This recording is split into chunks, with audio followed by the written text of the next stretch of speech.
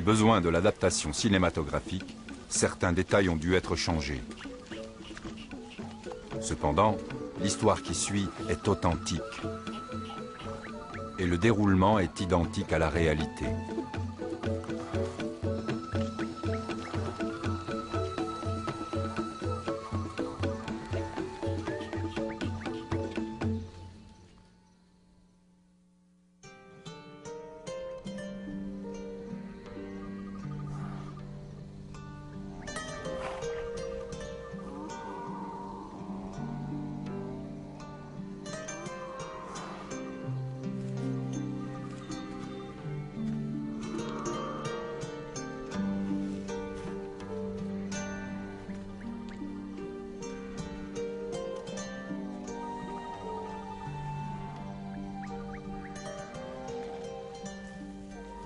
Je fais partie du peuple Fulani, et en accord avec nos coutumes, quand j'étais encore un gamin, j'étais le premier à me lever le matin, car j'étais le plus jeune. J'allais ramasser du bois, je faisais un feu pour le troupeau, car la fumée éloignait les mouches qui n'arrêtaient pas d'ennuyer les animaux. Après, j'allais dire bonjour à mes parents. Ensuite, je prenais une calebasse séchée et j'allais traire les vaches. Quand j'avais fini, je devais relâcher les veaux pour qu'ils retrouvent leur mère. Après, j'assemblais le troupeau et je l'emmenais paître. Selon nos coutumes, c'est le devoir d'un fils de faire paître le troupeau. Sinon, ce fils est considéré comme inutile. C'était donc mon devoir.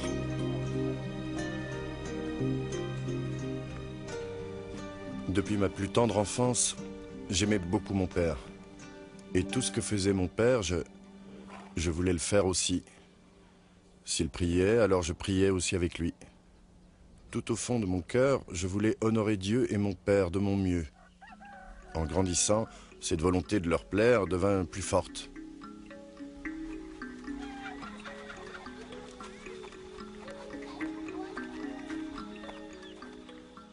Père, je suis béni d'avoir un père comme toi.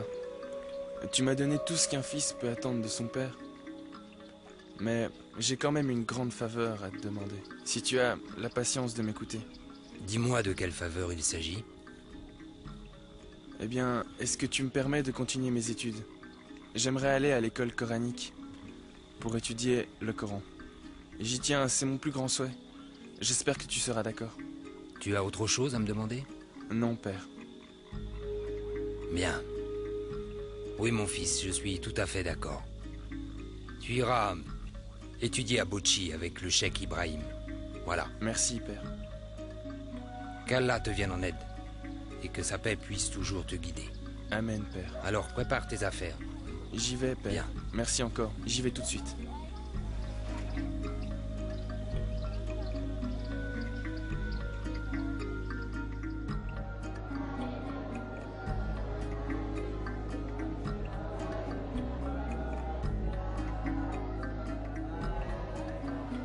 J'ai passé 3 ans à Bochi pour étudier le Coran dans la maison du cheikh. Je n'étais pas le seul étudiant. Nous étions nombreux. Nous avons appris les principes de base de la religion islamique et ses applications dans la vie quotidienne.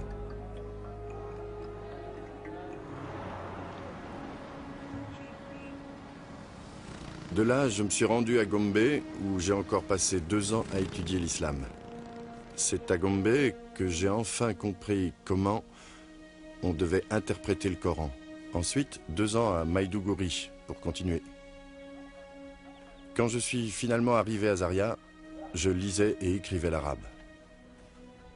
Je suis resté 1 année à Zaria où j'ai fait des études approfondies sur l'islam. À la fin de mes études à Zaria, j'avais 22 ans. Pour me perfectionner, j'espérais trouver le moyen de me rendre en Arabie Saoudite. Mais c'est à ce moment-là que mon père me demanda de revenir à la maison.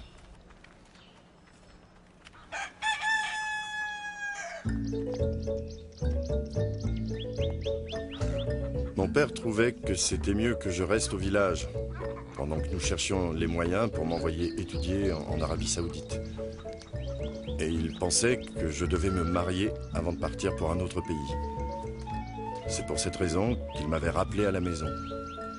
Je ne pouvais plus voyager, je devais rester au village. J'y ai passé 1 an. Une année pendant laquelle j'ai retrouvé mon travail de gardien de troupeau.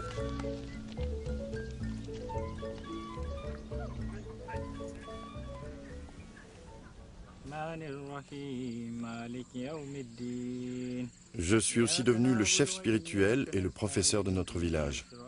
Un soir, en rentrant des pâturages, nous avons récité nos prières du soir. Ensuite, nous nous sommes installés pour dîner. Pendant la conversation, mon père a dit qu'il était ennuyé que je ne sois pas marié. Mais moi, je trouvais qu'il valait mieux que je finisse mes études en Arabie Saoudite avant de me marier. Tu as réfléchi à ce que vont devenir tes femmes? Qu'est-ce que nous allons faire d'elles? Mais père, tu sais bien que je ne suis pas encore marié. Hélas, je le sais. Mais c'est la volonté d'Allah qu'un homme prenne des épouses. Oui, c'est la volonté d'Allah.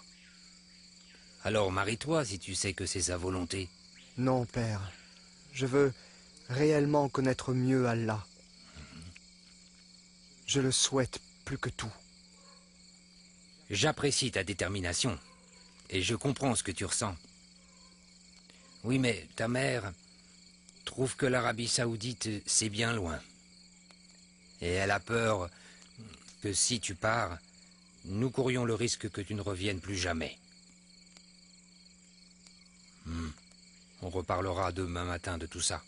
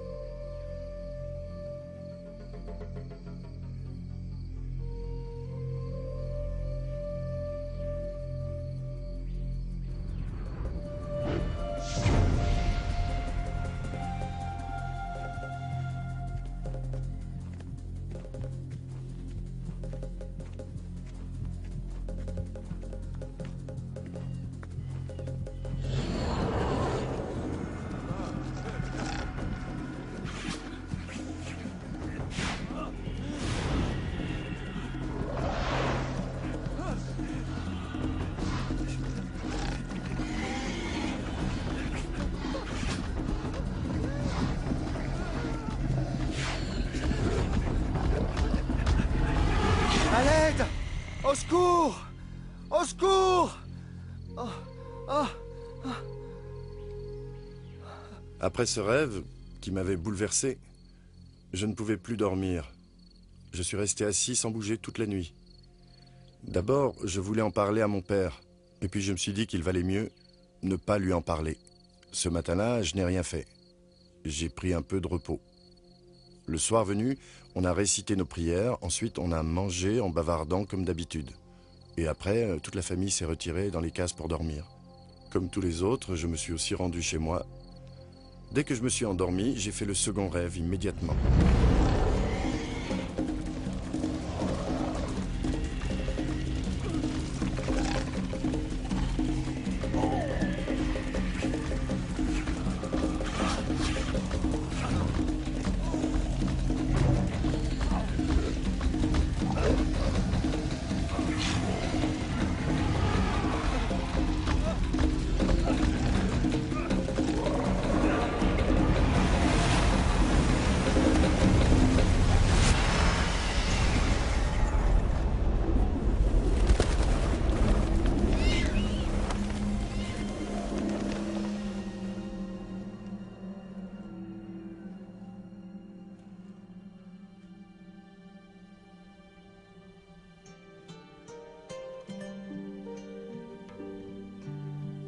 Mon fils, que fais-tu ici?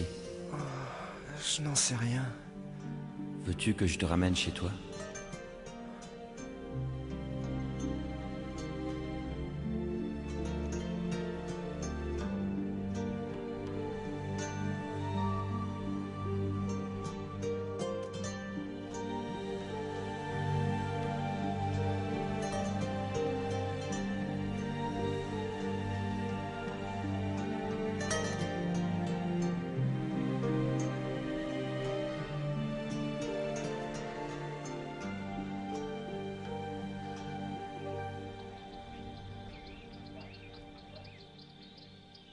Mon cher fils, je t'aime.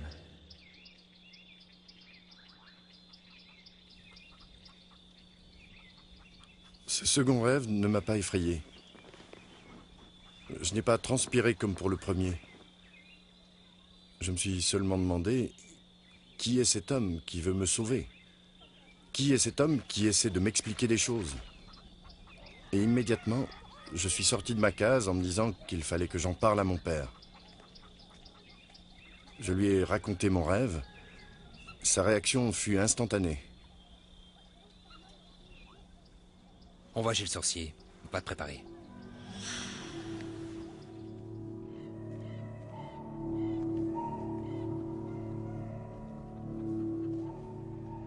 As-tu apporté une noix de cola? Oui, j'en ai une. Tiens.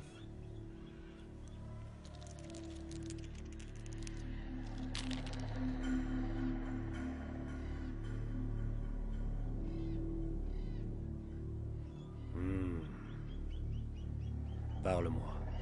Parle-moi. Parle-moi.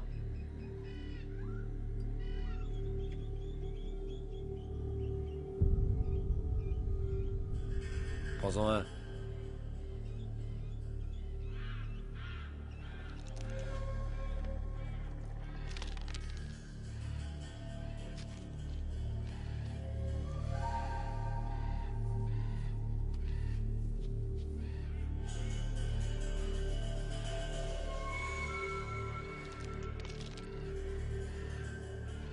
Le père, ton fils est entre les mains de sorcières.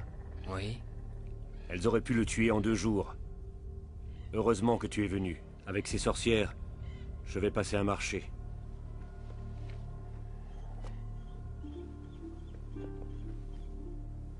Tu vois ceci? Oui. Passe-le sur sa tête, Oui. avant qu'il aille dormir. Bien. Quant à celui-là, il faut le moudre et l'utiliser comme de l'encens le soir dans sa case. Si Dieu le veut, ce rêve disparaîtra et ne reviendra jamais. Ce rêve, il ne le fera plus jamais? Non, il ne reviendra jamais. Jamais. Parfait. C'est fini. Bien. C'est déjà fait? Oui, oui, C'est fait. Merci. ce n'est rien. Je suis très reconnaissant. Au revoir. Merci encore. Yalunda. Yalunda.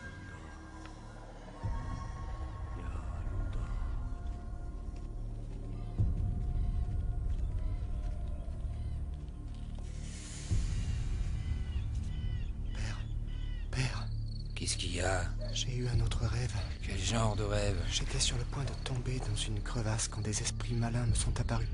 Papa!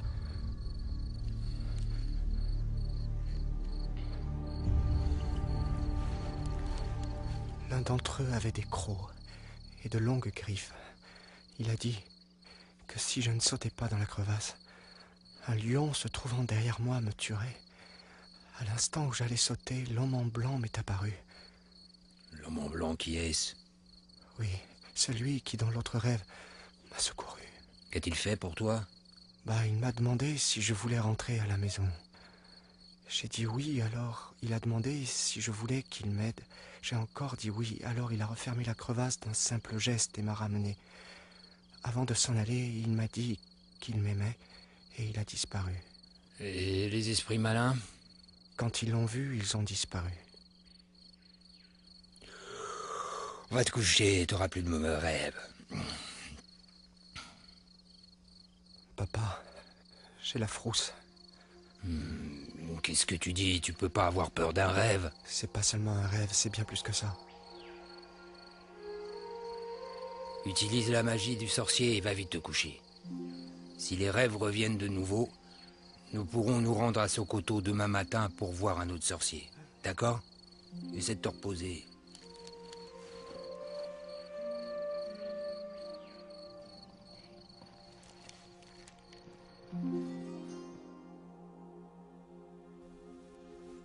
La nuit suivante, j'ai fait un autre rêve, et les 6 nuits qui suivirent aussi.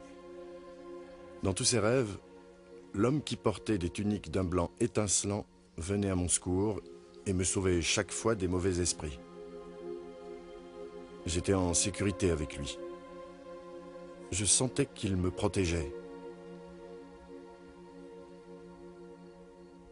À la fin de chacun des rêves, il répétait toujours la même chose, sans varier. « Je t'aime, mon fils. Je t'aime, mon fils. Je t'aime, mon fils. Je t'aime. » J'ai commencé alors à comprendre que l'homme qui était dans mes rêves était le prophète qui, dans le Coran, est connu sous le nom de prophète Isa, et que les chrétiens appellent Jésus, le Messie. Après cela, j'ai eu le dernier rêve. En fait, c'était le 7e rêve.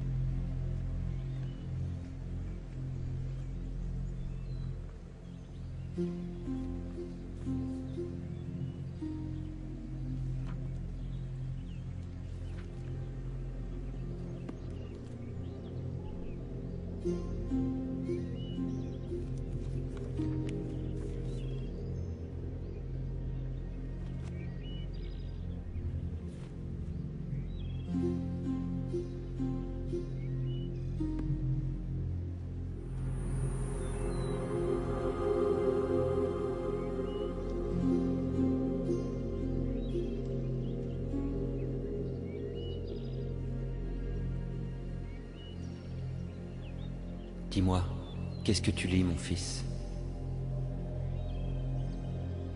Un livre que je ne comprends pas. Tu as besoin que je t'aide à le comprendre? Oui, si vous voulez.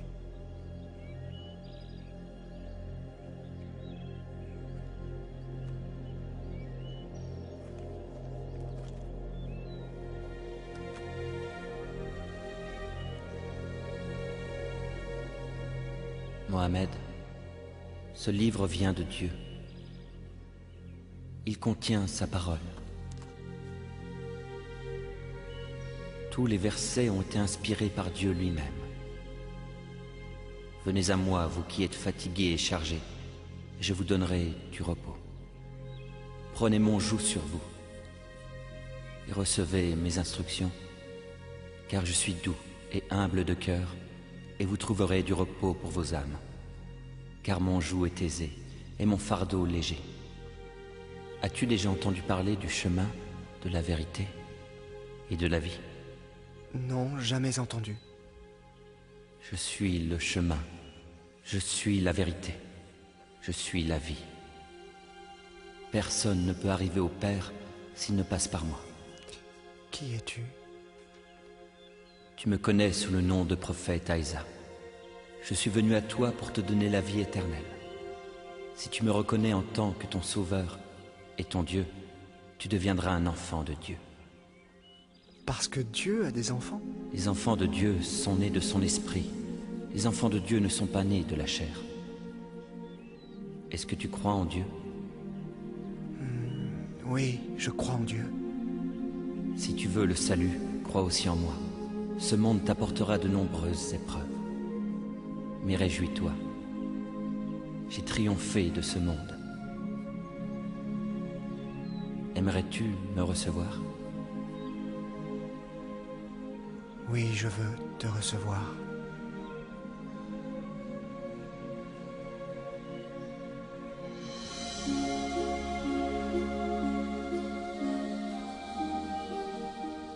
Très tôt ce matin-là, quand je me suis réveillé, j'ai eu l'idée de rendre visite à un chrétien du village voisin qui s'appelait Jonathan. Je voulais partager mes réflexions avec lui parce que c'était un brave homme et je sentais que je pouvais lui faire confiance.